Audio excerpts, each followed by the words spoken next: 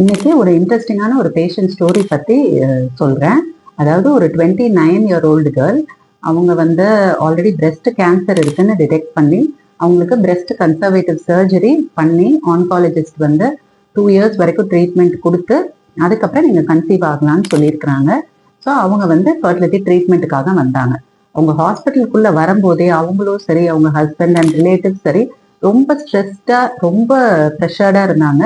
ஏன்னா அவங்களுக்கு அவங்களோட லைஃப் டைம் தான் ரொம்ப முக்கியமா இருந்தது. பேபின்றது ஒரு செகண்ட் ஆப்ஷன். முடிஞ்சா நாங்க ட்ரீட்மெண்ட் எடுத்து கன்சீவ் ஆகுறோம், அப்படி இல்லைன்னா இவங்களோட ஹெல்த் தான் எங்களுக்கு முக்கியம்ன்ற மாதிரி ஃபர்ஸ்ட் வந்தாங்க.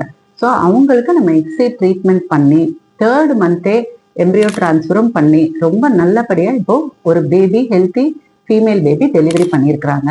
இப்போ ஃபர்தரா அவங்க ஆன்காலஜிஸ்ட் கிட்ட போய் அவங்க ஃபர்தர் அந்த ட்ரீட்மெண்ட்லாம் ஒரு 2-3 years எடுத்துட்டு அதுக்கப்புறம் ஃபாலோ அப்ல இருக்கிறாங்க. ஸோ இதை எதுக்காக ஷேர் பண்றேன்னா, நம்ம வந்து ரொம்ப எக்ஸ்ட்ரீம் ஸ்டேஜஸ்ல நம்ம இருந்தாலுமே அதுக்கான ஒரு ஒப்பீனியன் வாங்கிட்டு இது மாதிரி ஃபர்டிலிட்டி ட்ரீட்மெண்ட் அவைலபிள் இருக்கா அப்படின்றத பேஷண்டோட ப்ரொஃபைல் பொறுத்து நம்ம ட்ரீட் பண்ணும்போது நல்ல சக்சஸ் ரேட் கிடைக்க வாய்ப்பு இருக்கு.